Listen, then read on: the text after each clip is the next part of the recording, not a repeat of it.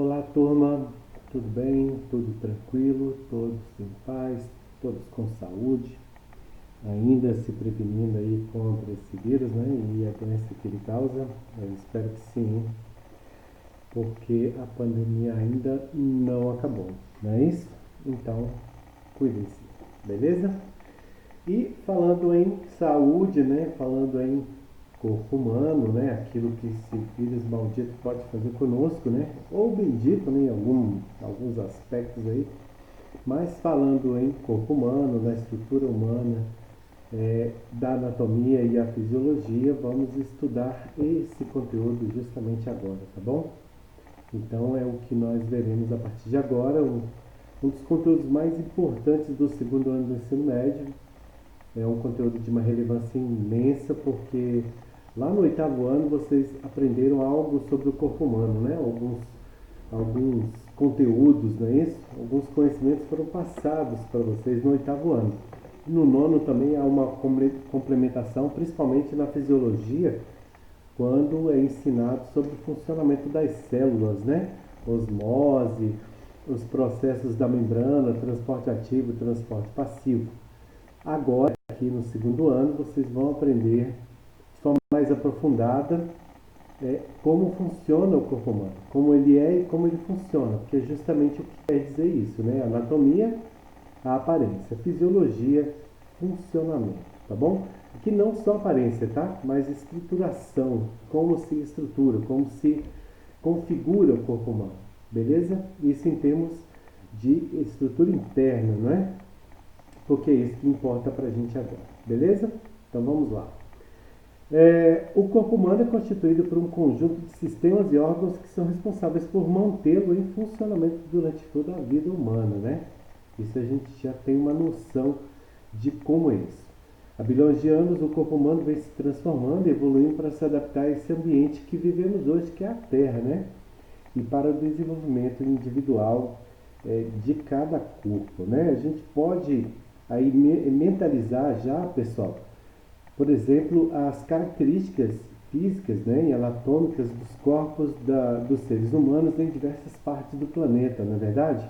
Então, temos na África, temos estruturas mais fortes, né, ossos mais bem estruturados, talvez pela incidência da vitamina D, né, que não só aumenta a capacidade de produção de melanina para a pigmentação da pele, mas a vitamina D do sol também auxilia e muito, né? E como auxilia na estruturação óssea através da formação do cálcio, né? Para poder fortificar. Então, os africanos com uma estrutura óssea muito mais forte do que os demais seres humanos do planeta, né?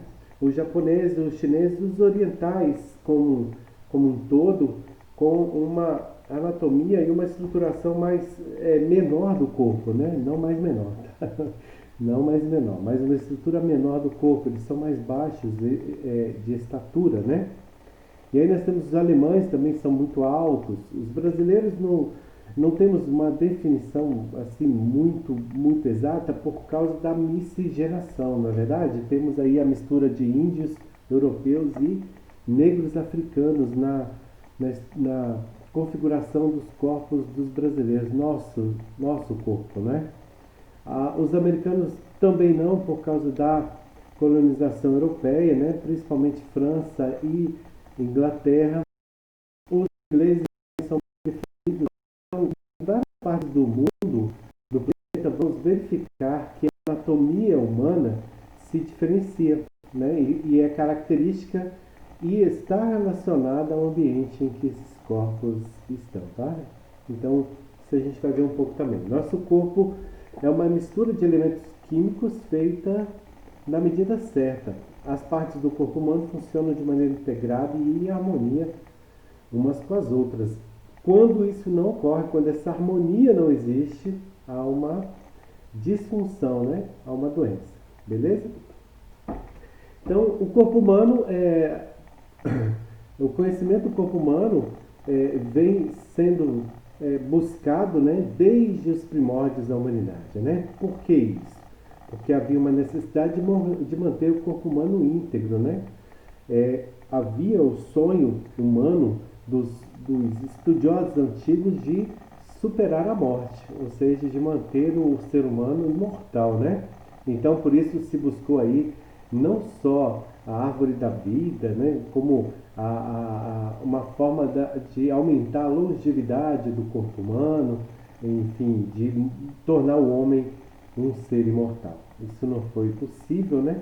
Aqueles que você já deve ter ouvido falar da criogenia, né? Que é uma técnica que congela o corpo humano e que se acredita, né, os cientistas que trabalham em cima disso, e aqueles que pagam milhões de dólares para poder participar desse processo, eles acreditam que o ser humano pode ser congelado em um processo bem além do congelamento típico, padrão, né? Que a criogenia é muita ciência envolvida, mas eles acreditam que poderão ressuscitar, ou os que participam, que poderão ser ressuscitados após vários anos, que eles voltarão à vida, né? Da forma como foram congelados. Isso é uma coisa que há de se pagar para. Então, também o tema do nosso assunto, para não gastarmos muito tempo, vamos deixar isso para uma outra conversa, beleza? Tentou-se criar métodos de estudo na busca do desconhecido, né? O cérebro até hoje é uma área desconhecida da ciência, embora tantos avanços e tantos conhecimentos já adquiridos, ainda há muito para se estudar e há muito ainda para se conhecer, principalmente no cérebro humano, no corpo humano também, tá? A observação. No início da civilização, o homem observava outros homens e animais, tá? Se fazia muitos estudos. Naquele tempo, pessoal, os estudos eram muito atrozes, havia muita atrocidade.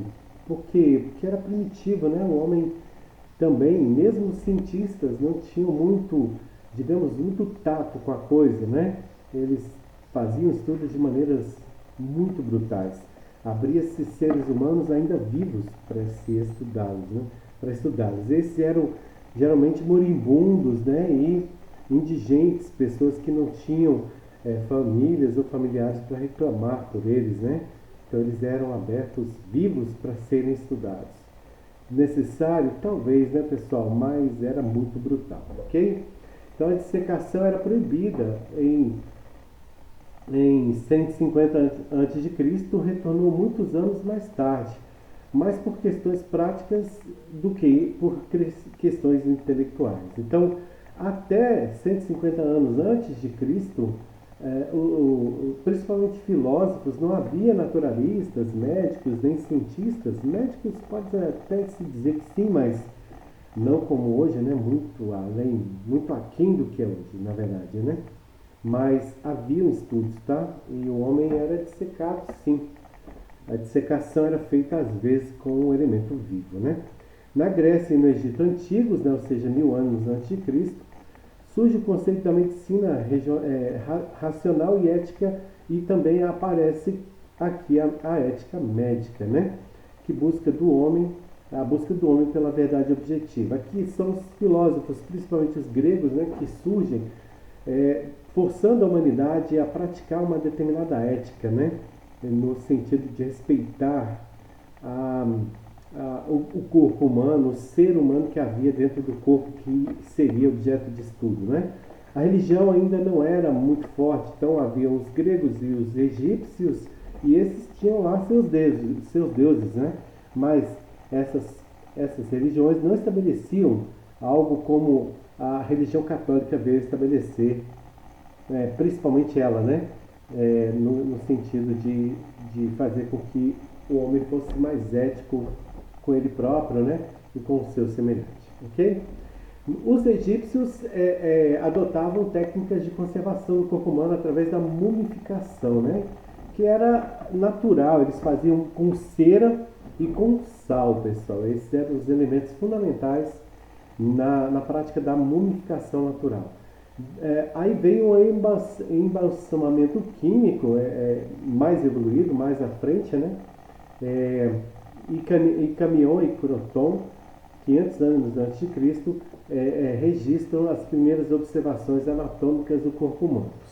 Hipócrates e Cos, dois filósofos aí, ainda antes de Cristo, né? São fundadores estão entre os fundadores da ciência, pai da medicina, né?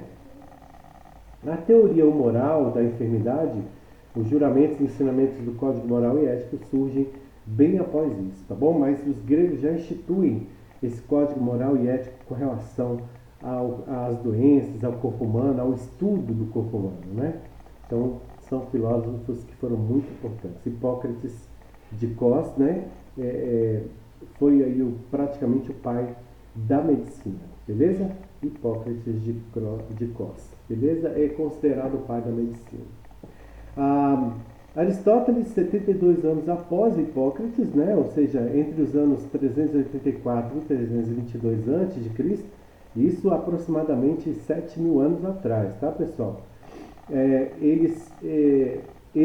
Aristóteles já via o coração como centro das emoções. A anatomia humana era comparativa. A evolução da anatomia vem mesmo com Leonardo da Vinci, a gente vai ver isso, tá bom? Então a anatomia humana era comparativa, não usou cadáveres humanos. Já havia o tratado de ética e de moral com relação a esses estudos, né? Na Roma Antiga, ainda antes de Cristo, né, bem depois de Aristóteles, 42 a 37 a.C., Cornélio Celsus, né, ele traz aí 4 sinais cardeais da inflamação, rubor, né? O rubor é mais ligado à febre, né, que é a ruborização. Nós nos avermelhamos, né, quando estamos com febre. Tumores, que são caroços que o corpo demonstrava, né? O calor propriamente dito, o dolor, que era a dor, né? A perda de alguma função por conta de alguma enfermidade, de alguma patologia, já é estudada na Roma Antiga nesse período, tá bom? 42 aí antes de Cristo, beleza? Entre 42 e 37. É um pouco de história, tá bom? Para a gente entender essa parte da ciência tão bacana e tão evoluída também, né?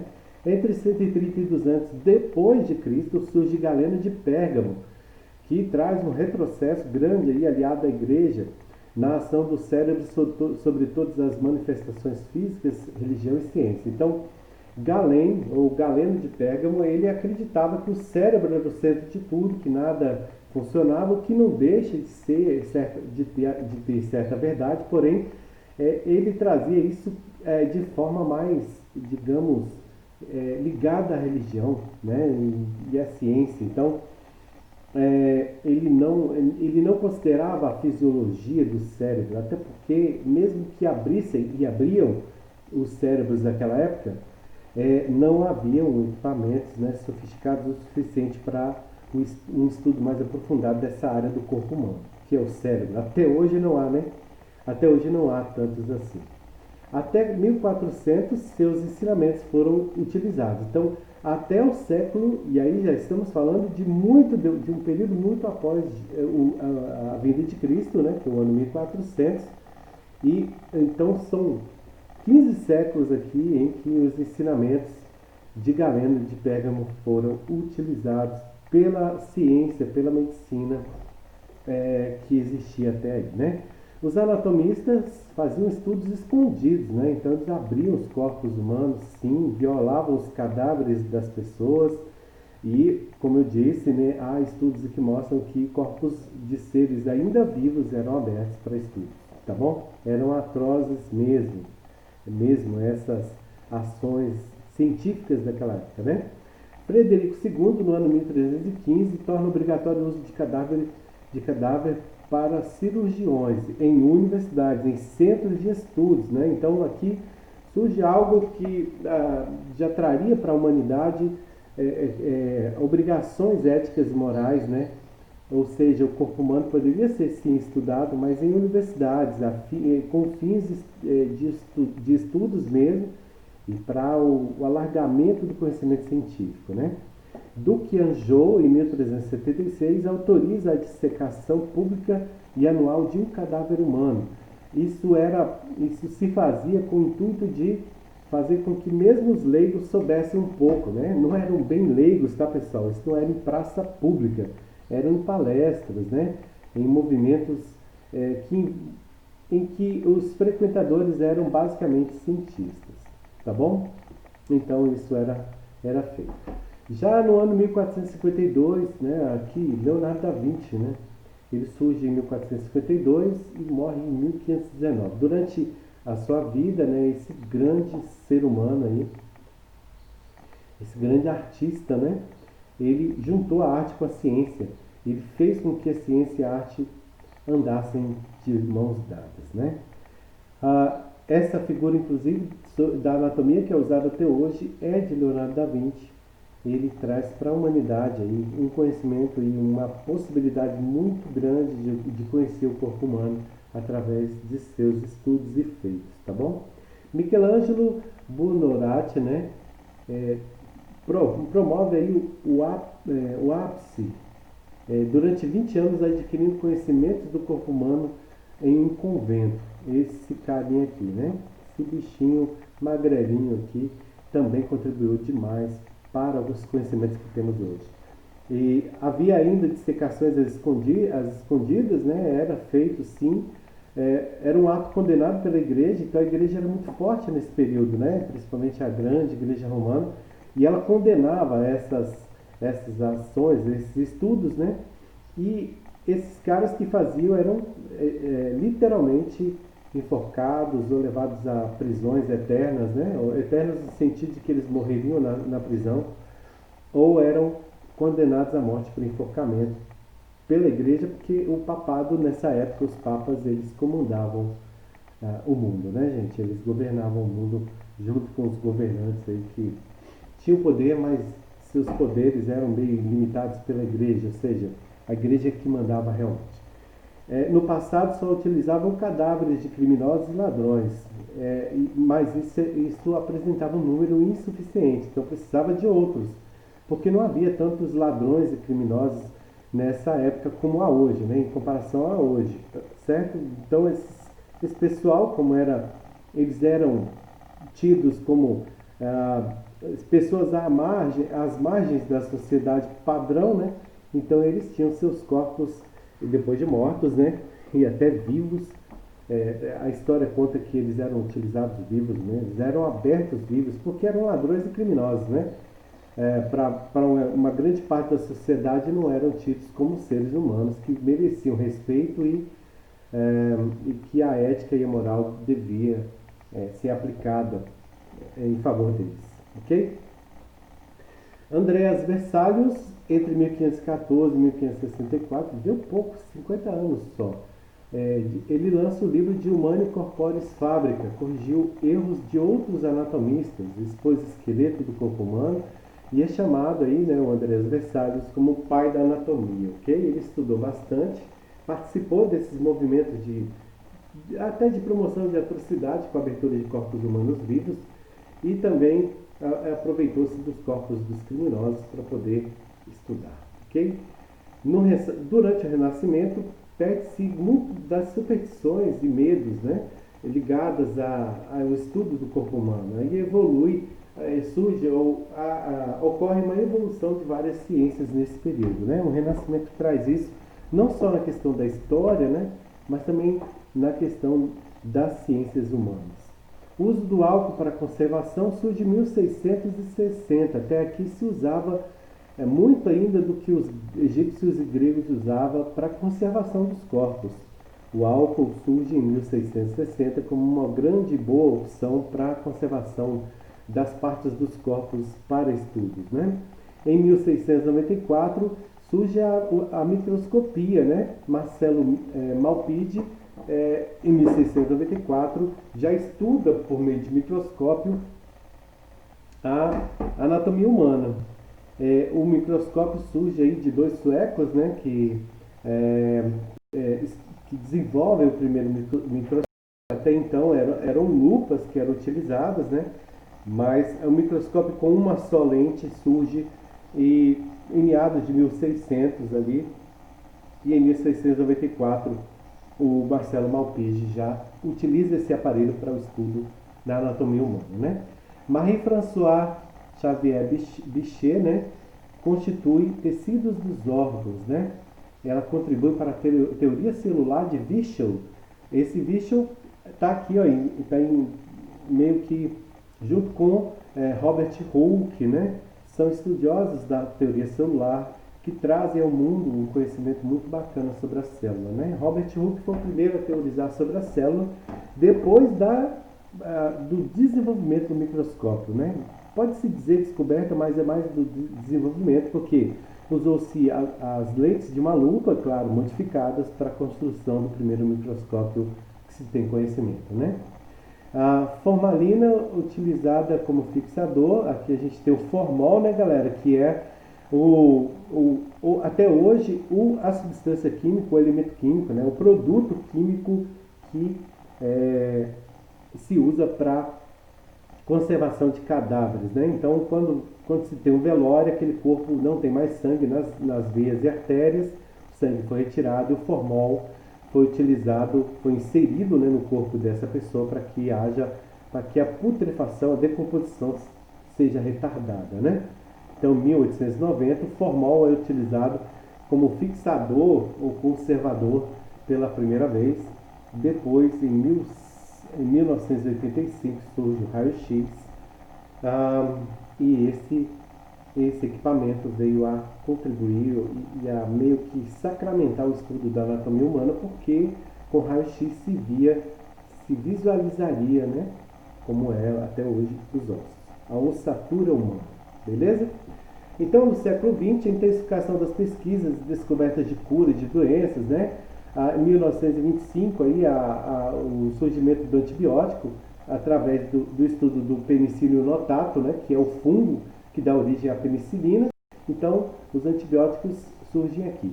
Louis Pasteur, ele fundamental, né, galera, não só para a descoberta da pasteurização de vários alimentos, né, ele fervia para depois conservar os alimentos, não havia geladeira, mas Pasteur também foi um grande contribuinte do estudo da anatomia humana, da fisiologia também. Beleza?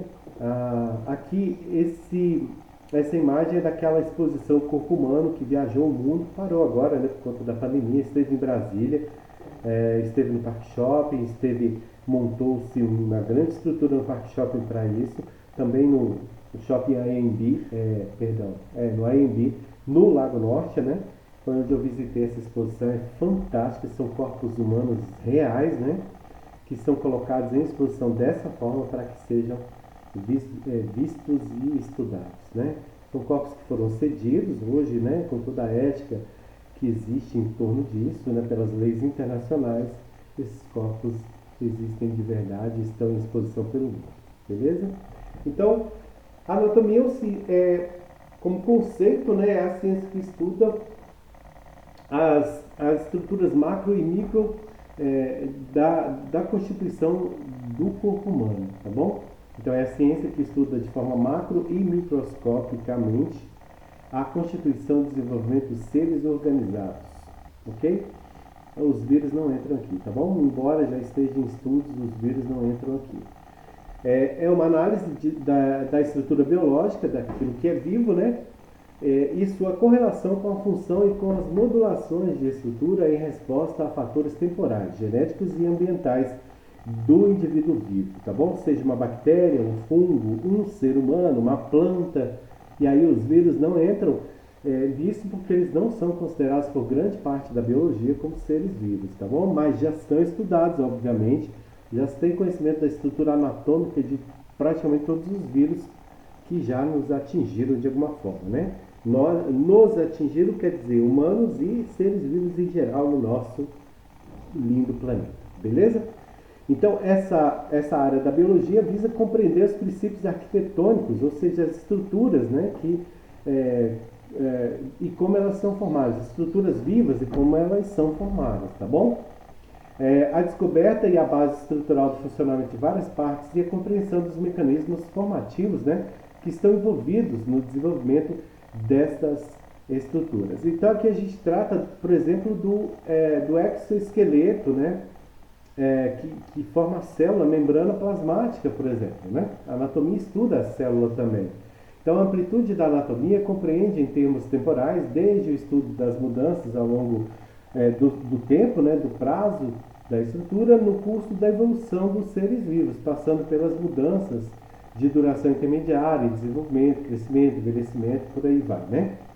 e até mesmo as mudanças a curto prazo associadas com as fases diferentes da atividade funcional normal. Aqui a gente fala, por exemplo, de bactérias, que têm ciclo biológico curtíssimo, e outros organismos que vivem horas, né? Alguns organismos que vivem horas. Então, a anatomia estuda esses seres também e esses fenômenos ligados a esses seres, tá bom? A anatomia tem uma linguagem própria ao conjunto de termos empregados para designar e descrever o organismo ou suas partes, dá-se o nome de nomenclatura anatômica. A língua oficial usada na anatomia é o latim, tá bom? A exemplo de tudo de todos os nomes que se dá, né, que se usa na biologia, o latim também é utilizado na anatomia.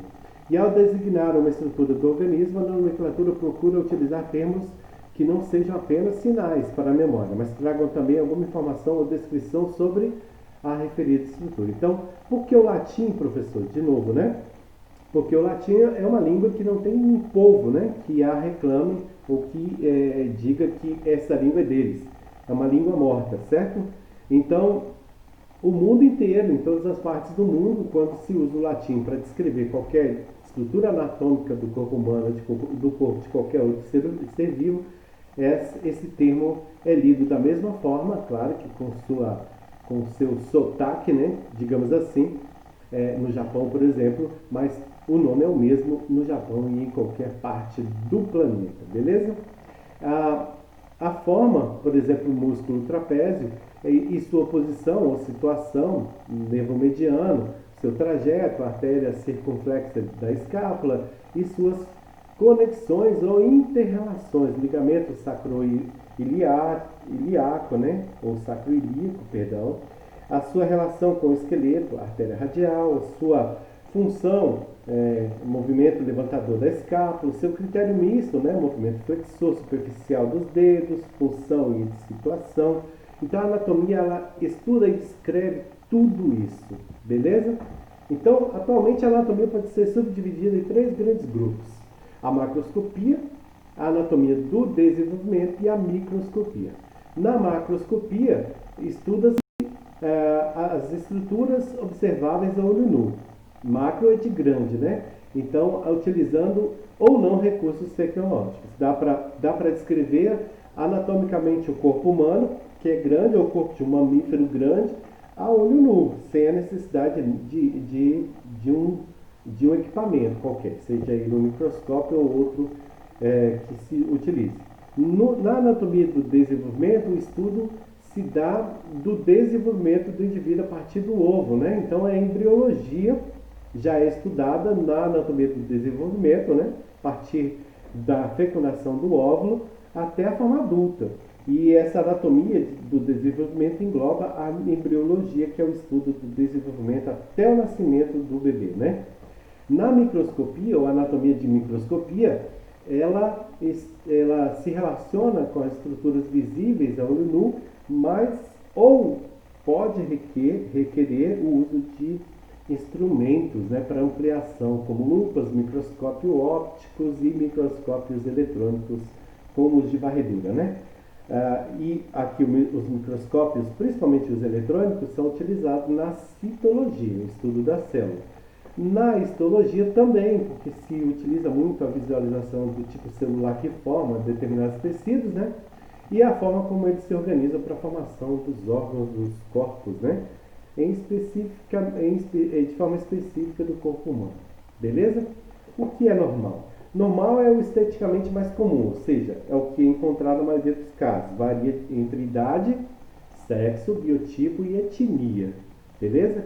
O normal para o Oriente Médio é uma coisa, o normal para o Ocidente é outro, o normal para a Ásia é outro, o normal para a África é outro, o normal para as Américas é outro. Beleza? Então isso vai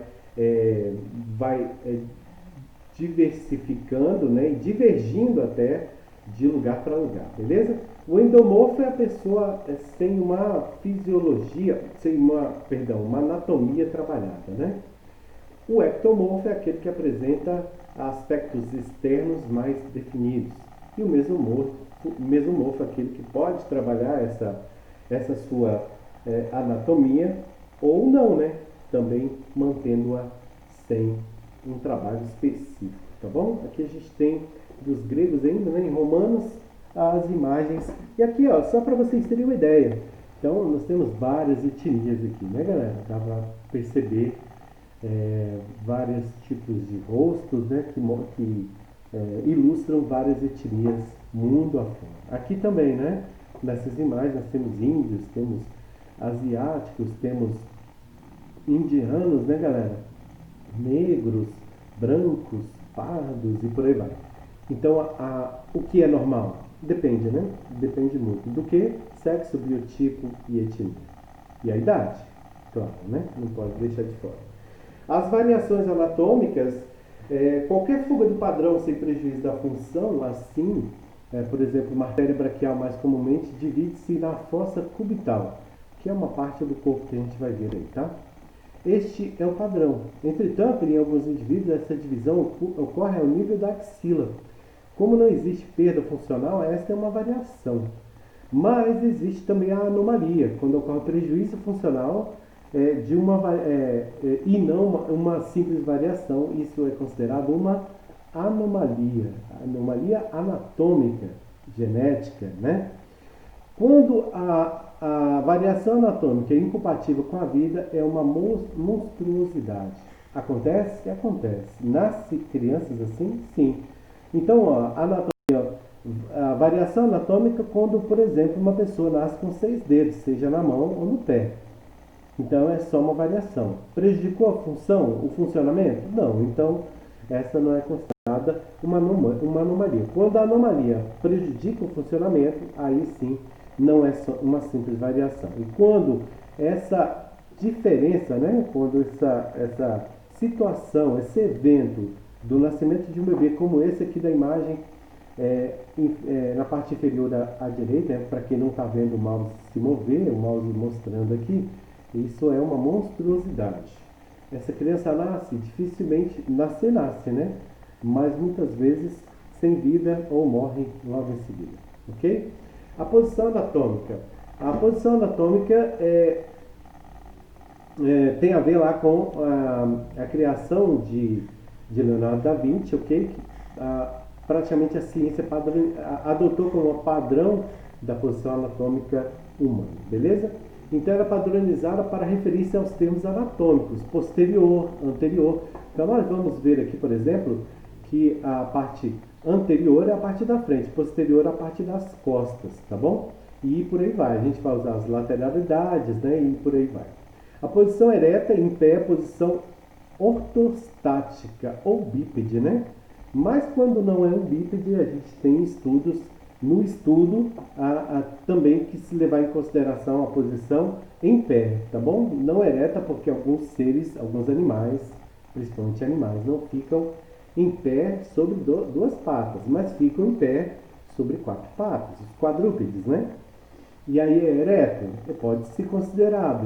Então o estudo, no momento do estudo, se define assim, tá bom? Face voltada para frente, anterior, né? O olhar dirigido para o horizonte, foi isso que Leonardo da Vinci levou em consideração. E parte do estudo e da criação dele, esse conceito que se tem hoje, tá bom? Membros superiores estendidos, ou seja, voltados para baixo, né?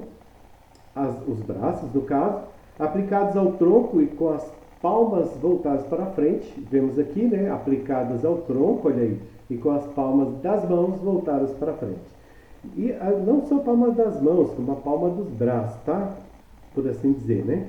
Os membros inferiores unidos, com as para e que está, não tenho dúvida, relacionada à criação de Leonardo da Vinci, beleza? A divisão do corpo humano. Então nós temos o corpo humano, cabeça, tronco e membros, beleza? A cabeça, propriamente dita, né? Que inclui aí o pescoço, tá legal?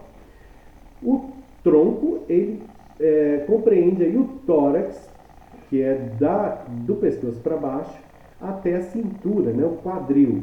Então, o tórax e o abdômen compõem a parte do tronco humano. E os membros, que são inferiores e superiores, são os braços e as pernas, tá bom? Então, ó, plano de delimitação e secção do corpo humano. Então, e secção é de compartimentos, tá, gente? De separação das partes, né? Então, nós temos o plano frontal, o plano sagital e o plano transversal. Transversal é como se a gente cortasse o pé de forma horizontal, beleza? O plano frontal é a parte frontal mesmo, que se visualiza, e o sagital é quando se secciona, por exemplo, um pé no sentido vertical, tá bom? Seccionar é cortar, tá, gente? Cortar transversalmente, né? Ou horizontalmente. Aqui nós temos o corpo humano, também com a mesma possibilidade. Então eu posso seccionar o corpo humano verticalmente, cortando-o ao meio, né? Aí eu tenho o plano anatômico, palmas voltadas para frente, então a parte anterior e a parte posterior é costas, e eu tenho aqui um plano transversal, que seria uma secção transversal, um corte horizontal do corpo humano, beleza? Eu vou terminar essa aula já, não vai dar tempo de terminar lá hoje, de concluí-la, né, hoje, porque senão ela fica muito grande para vocês assistirem aí. Perde seu objetivo mais importante, digamos assim, que é o conhecimento mesmo, né, gente? Então vamos lá. Vou concluir com esse slide, tá bom? Ela já está chegando aqui aos 35 minutos, já está bastante grande, então já é o suficiente, inclusive, para desenvolvimento de umas 5 questões que eu vou desenvolver e postar para vocês na plataforma, valendo nota e complementando, né, essas notas que vocês vêm construindo aí ao longo das atividades que realizam, tá?